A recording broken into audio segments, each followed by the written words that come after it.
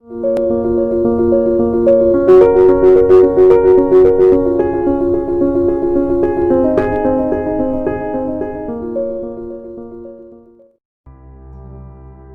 हैं किसी काम को करने में जब दिल लग जाता है ना, तो उसमें एनर्जी लगाने का मजा ही कुछ और है। नमस्कार दोस्तों, मैं अमन एंटीवायरस स्वागत करता हूं मेरे यूट्यूब चैनल। और बहुत बहुत धन्यवाद आप सभी लोगों का पिछले कई वीडियो में इतना सारा प्यार दिखाने के लिए। आज एक नई कहानी लेकर के आपके बीच आए हैं। एक कहानी शुरुआत होती है एक गांव से, जहां बहुत सारे किसान रहा करते थे, जिनका जीवन यापन सिर्फ खेती से ही चलता था। लोग आराम से खेती करते थे और दिन काटते थे। एक दिन अचानक से आकाशवाणी होती है और आकाशवाणी में यह पता चलता है कि अगले 2 सालों तक इस जगह पे कोई बारिश नहीं होने वाली। लोगों को प्रॉब्लम हो गया क्योंकि वहां खेती चलती थी, सिर्फ बारिश के कारण वर्षा होती थी, मौसम जैसा रहता था उसके अनुसार खेती होती थी, लोग वहां से जीवन यापन करते थे।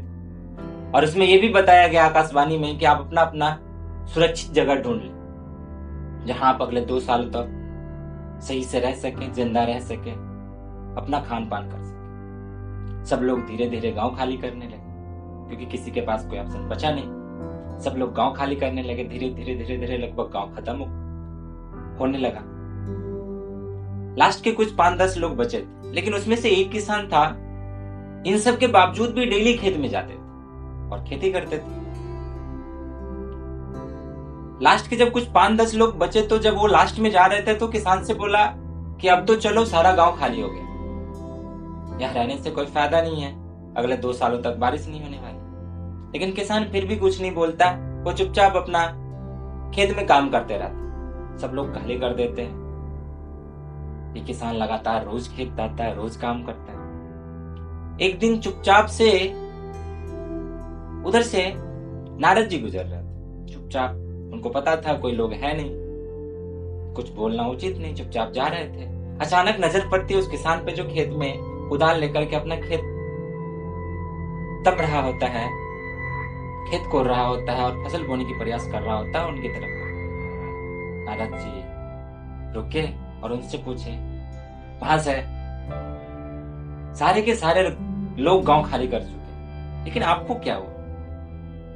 आपको भी पता है कि अगले 2 सालों तक बारिश नहीं होने वाली, फिर भी आप खेती करें। किसान ने बहुत खूबसूरत सा जवाब दिया। किसान बोले कि मैं जानता हूं कि अगले 2 सालों तक बारिश नहीं होने वाली, लेकिन मैं खेती इसलिए कर रहा हूं कि मैं खेती करना भूल ना सकूं।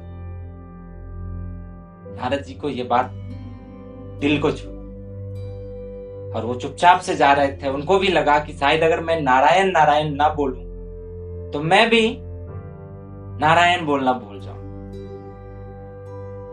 तो नारद जी वहां से नारायण नारायण बोलते बोलते निकलते हैं। रास्ते में बादल से मुलाकात होती है। बादल पूछते हैं कि महाराज आपको क्या हुआ, अचानक से नारायण नारायण बोलते जा रहे हैं? तो नारद जी ने जवाब दिया कि मैं नारायण इसलिए बोल रहा हूं कि मैं नारायण बोलना भूल ना जाऊं। बादल को ये बात लगती है, बात तो सही है।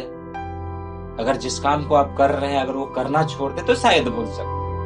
तो वो बोलता है मेरा काम है बारिश बन करके बरसना, और मैं अगले 2 सालों तक अगर नहीं बरसा तो शायद मैं भी भूल जाऊं। ये बात लेकर के वो पहुंचते हैं इंद्र जी के पास। इंद्र जी से बात होती है, साहब हम लोग को, सरकार हमको बरसना है।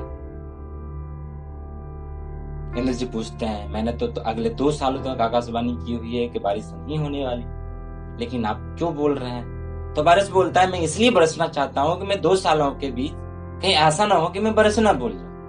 ये बात इंद्र जी को भी समझ आती है कि बात तो बिल्कुल सही है कि अगर मैं भी बरसाना भूल जाऊं, बारिश करवाना अगले 2 साल तक भूल जाऊं और नहीं करवा पाऊं तो शायद भूल सकता। तो भी बोलता है बात तो सही है, बारिश होना चाहिए। बादल को इजाजत देता है।